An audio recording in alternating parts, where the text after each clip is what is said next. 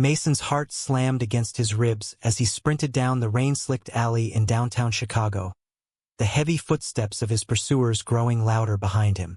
Only minutes earlier, he had hidden in the shadows of the warehouse and overheard the one conversation that could shatter everything. Senator Harlan Rivera, Michael's own father, calmly ordering the elimination of a man who knew too much about the dirty money funding anti-LGBT legislation. The cold November wind whipped through his thin jacket, soaking him to the bone as Mason ducked behind a rusted dumpster, pressing his back against the cold metal and trying desperately to slow his ragged breathing. His phone vibrated silently in his pocket, but he couldn't risk answering it yet. The words from inside the warehouse still rang in his ears like a bad dream that refused to fade. Take care of the whistleblower tonight. No loose ends. We've got the campaign to protect, and those donations won't keep coming if this leaks. The senator's voice had been steady, calculating. The same voice that had spent years on television denouncing same-sex marriage as a threat to American families while quietly lining his pockets with cash from groups that thrived on division and fear. Mason had only gone to the old industrial district because Michael had texted him earlier that afternoon, asking if he could swing by and grab some old teaching files his father had supposedly left for him at a neutral location. Michael had sounded tired on the phone, the kind of tired that came from another long day at the high school where he taught history to kids who looked up to him as the one adult who actually listened.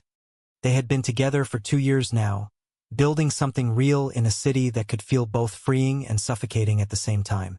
Mason, a 28-year-old graphic designer at a small firm downtown, had finally found someone who made the daily grind of client revisions and late nights feel worth it.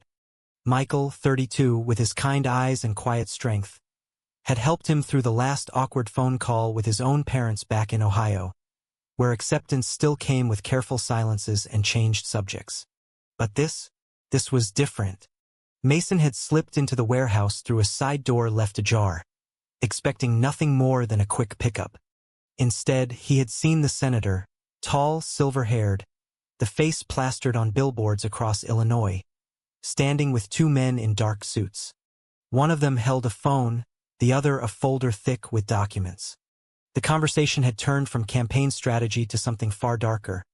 Names mentioned that Mason recognized from local news, a whistleblower who had threatened to expose how anti-equality PACs were being funneled cash through shell companies. When one of the suits glanced toward the door and shouted, "Who's there?" Mason had bolted. Now here he was, lungs burning, shoes slapping against puddles that reflected the neon glow of distant signs. He waited until the footsteps receded into the night, then pulled out his phone with trembling fingers. Michael's name lit up the screen as he dialed. "Babe, I need you to meet me right now. Something bad happened. Don't go home, okay?" His voice cracked on the last word. Michael's reply came through instantly, laced with worry. "Mason? Where are you? Are you hurt?" They agreed on a small park near Lake Michigan, a place they had walked hand in hand on warmer evenings when the world felt kinder. An hour later, under the dim glow of a street lamp, Michael arrived, his dark hair damp from the rain, coat pulled tight around his frame. Mason stepped out from the shadows and pulled him into a fierce hug before the words even came out. "Your father." I heard him, Michael. He's not just talking politics. He's involved in something that could get people killed. Michael's face drained of color as Mason recounted every detail, the way his hands shook while describing the cold calculation in the senator's tone. They sat on a wet bench, the city lights shimmering on the water, and talked until the rain eased.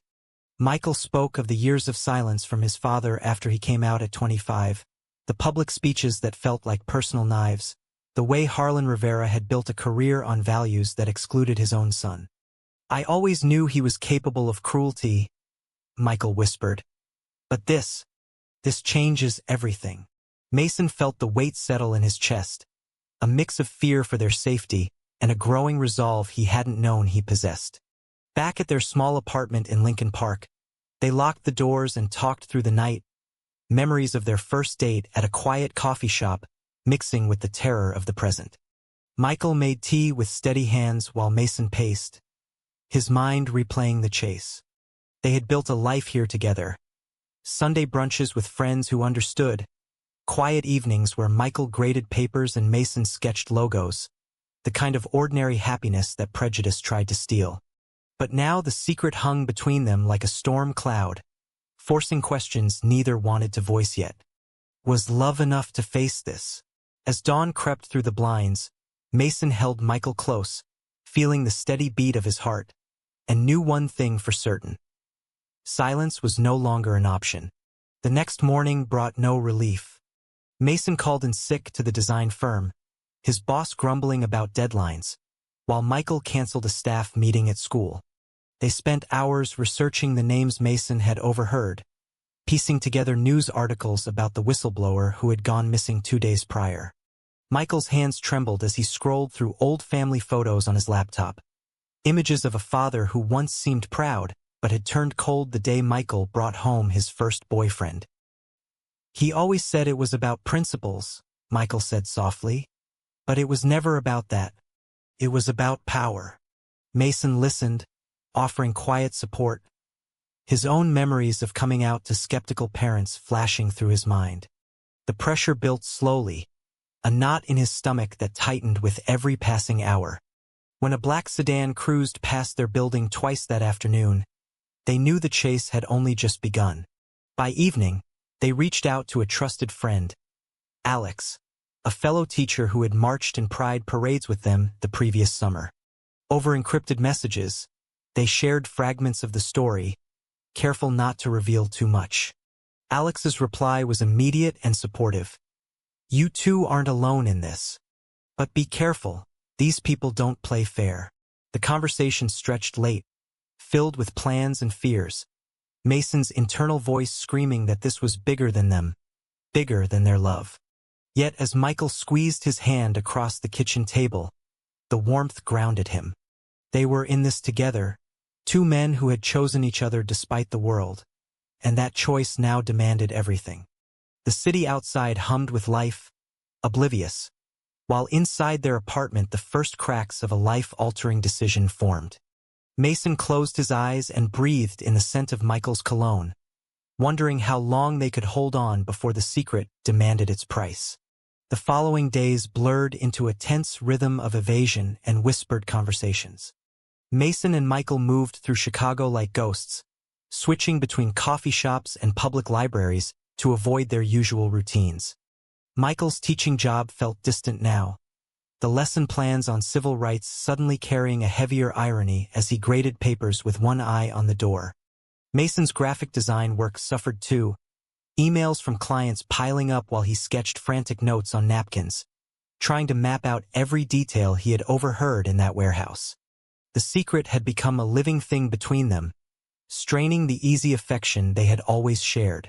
One afternoon in a crowded bookstore on Michigan Avenue, Michael finally broke the silence that had grown too heavy. I never told you the full story about my father, he said, his voice low as he flipped through a history book without really seeing the pages. When I came out, he didn't yell. He just looked at me and said, "This isn't who we are." Then he cut the checks for my college and told me to keep it quiet. I thought that was the end of it. Mason reached across the table, his fingers brushing Michael's in a gesture hidden from prying eyes. You don't have to carry that alone anymore, he replied, the words coming from a place of deep empathy. Mason's own journey with identity had been quieter, marked by small rebellions like dyeing his hair blue in college and joining an LGBTQ support group that taught him to stand taller. But hearing Michael's pain made his own fears feel smaller, more manageable. That night, a misunderstanding nearly tore them apart. Alex met them in Grant Park, his usual easy smile replaced by skepticism when Mason described the senator's orders. Are you sure you heard right? Politicians talk tough all the time. Maybe it was just campaign talk. Michael's face hardened, the doubt hitting like a slap. You think I'd drag Mason into this if it wasn't real? The argument escalated in hushed tones on a park bench, old insecurities rising to the surface. Mason felt the familiar twist of self-doubt, wondering if his love for Michael had blinded him to reality, if his own need to be seen as strong had pushed them into danger. He walked away for a few minutes, staring at the lake, the city skyline a reminder of how small their problems seemed against the vastness. When he returned, Michael pulled him close, apologizing with tears in his eyes. "I can't lose you over this. You're the only one who ever made me feel like I could be myself without apology." The reconciliation deepened their bond in ways Mason hadn't expected. They spent the evening at home, cooking pasta and sharing stories from before they met. Michael's first awkward date in college, Mason's coming-out letter to his parents that had taken 3 drafts.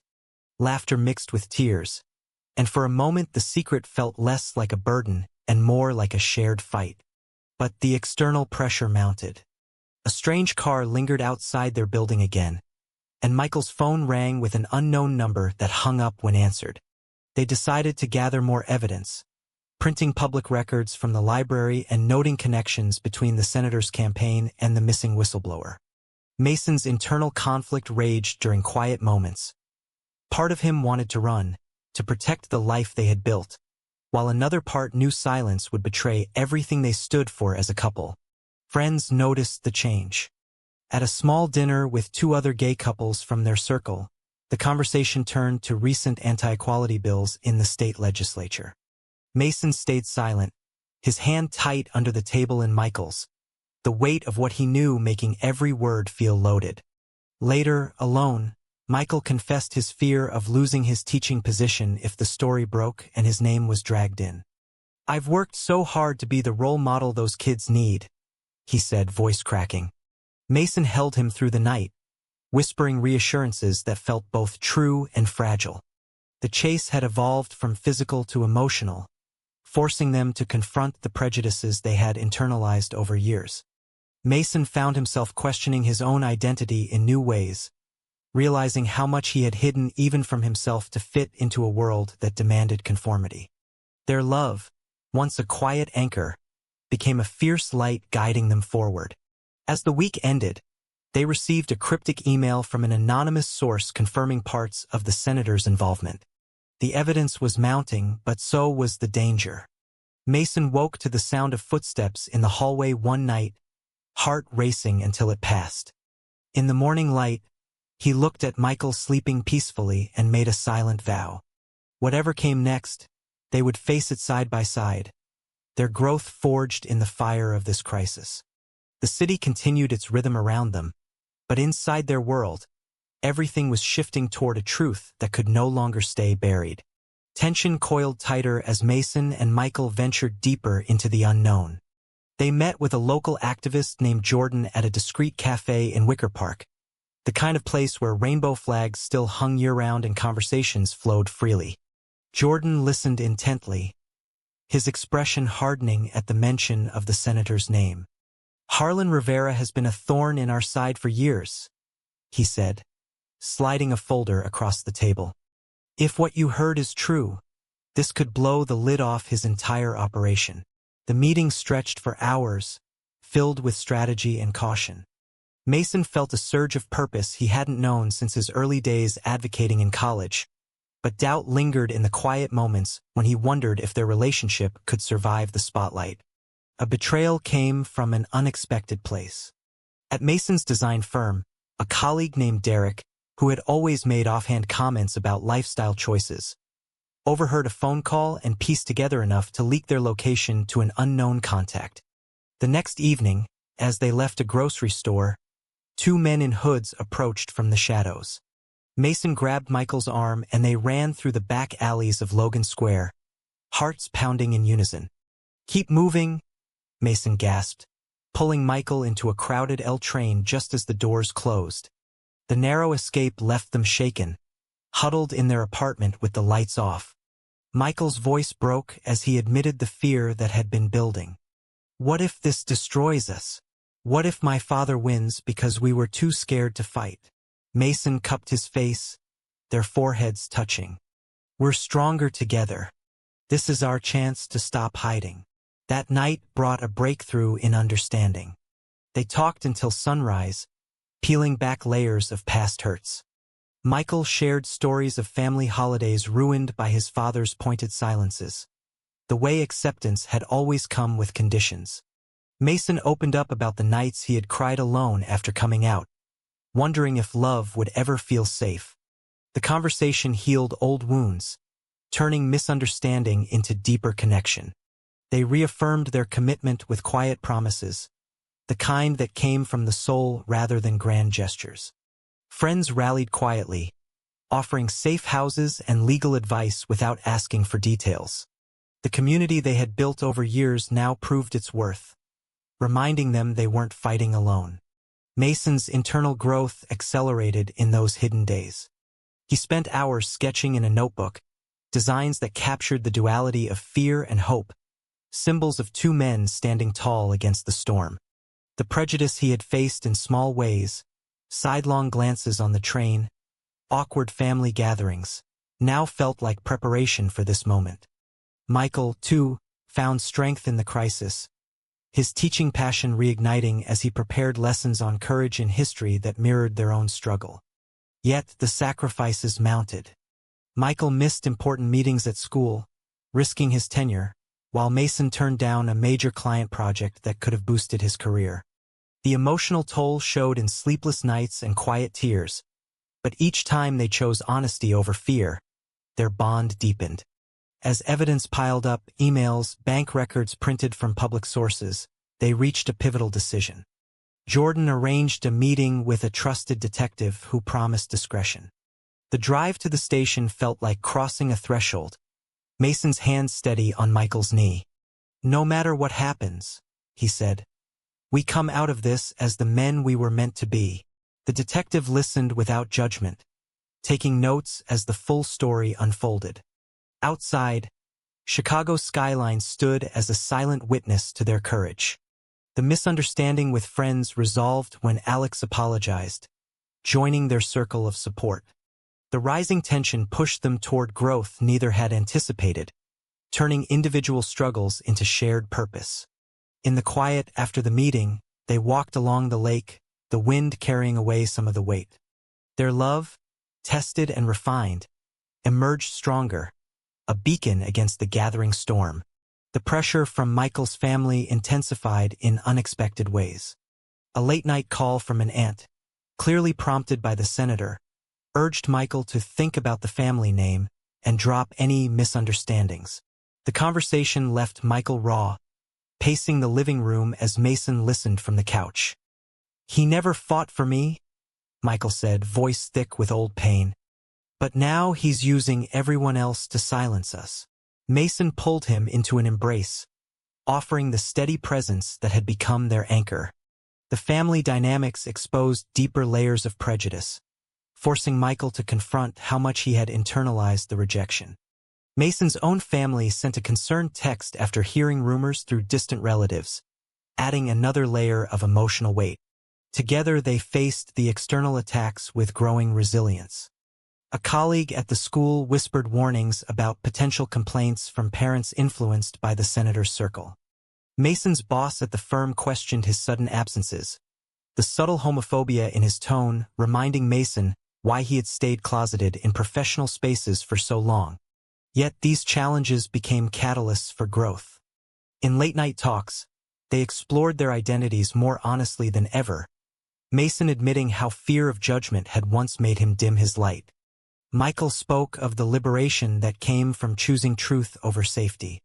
Their friendship circle expanded cautiously, with Jordan introducing them to a support network that provided safe spaces and legal resources. The sacrifices felt real, missed promotions, strained relationships, but each choice reinforced their commitment. A moment of betrayal from within tested them deeply. An old college friend of Michael's, now aligned with conservative causes, reached out with a veiled threat disguised as concern. The call ended in tears for Michael, but Mason was there, reminding him of the family they had chosen. "Blood doesn't define us," he said softly. The experience deepened their understanding of loyalty and love, turning pain into determination. They spent days compiling the final pieces of evidence, cross-referencing documents in hidden corners of the city. Mason's artistic eye helped organize the material into a compelling narrative, while Michael's teaching background framed it in historical context.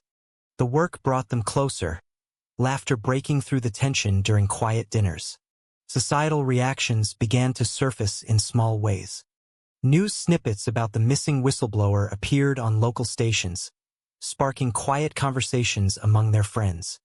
Mason found himself reflecting on his journey from a scared young man in Ohio to this moment of agency. The internal conflicts resolved into clarity. Love was not just comfort but courage.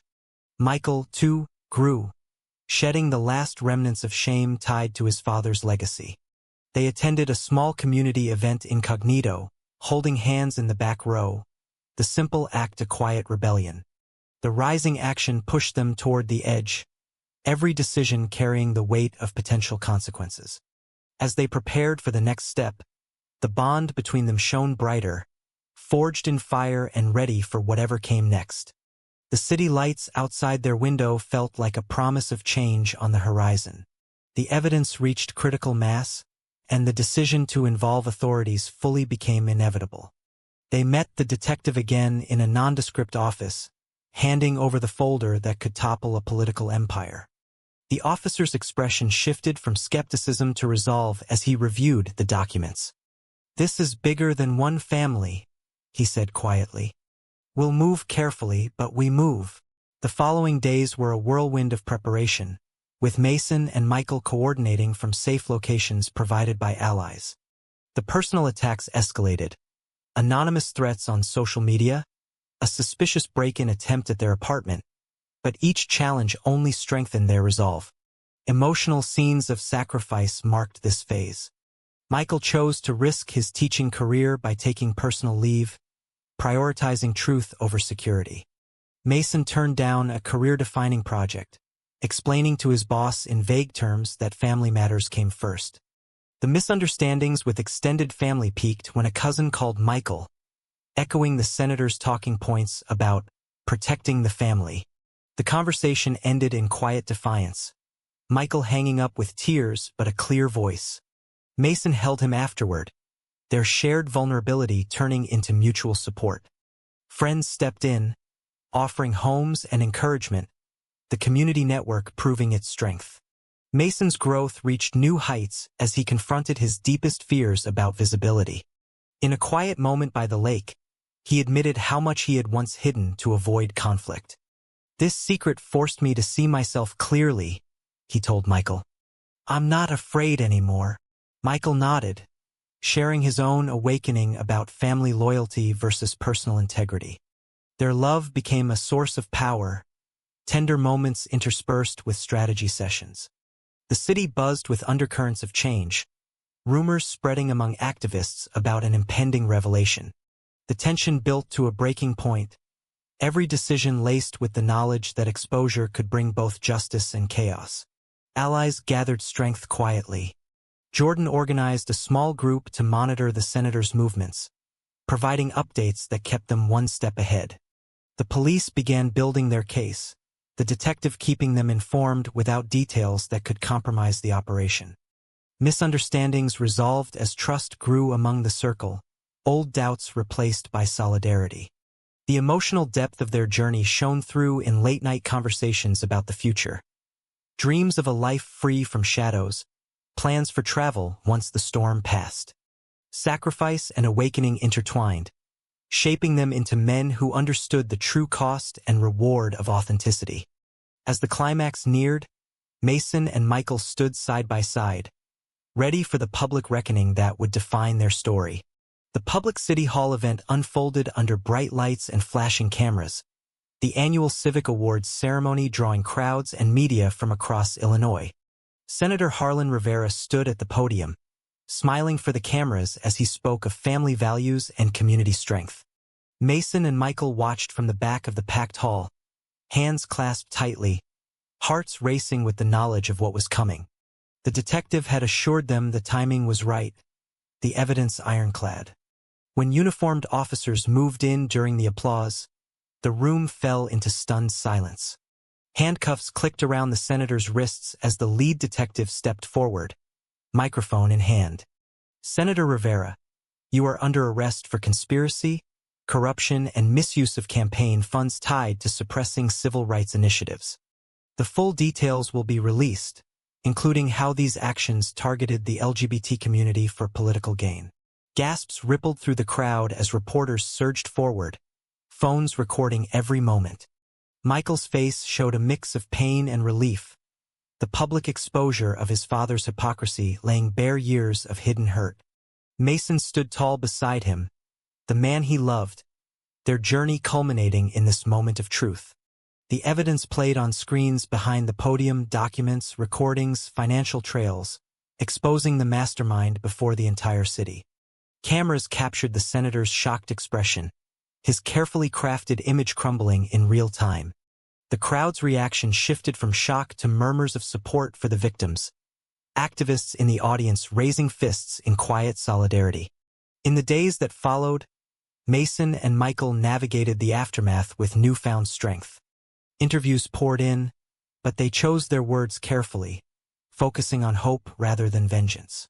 Michael's teaching job remained secure, colleagues rallying around him. Mason's firm offered flexibility, recognizing the courage behind his absence.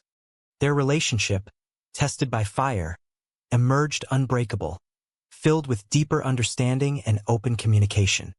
Friends celebrated with a quiet gathering, toasts to love and justice filling the room. Mason reflected on his growth from a frightened witness to an advocate unafraid of his identity. Michael found peace in confronting his past, forging a future defined by choice rather than inheritance. The city began to change in small but meaningful ways, conversations about equality gaining momentum in coffee shops and offices. Mason and Michael walked the same lakefront paths, now hand in hand without glancing over their shoulders.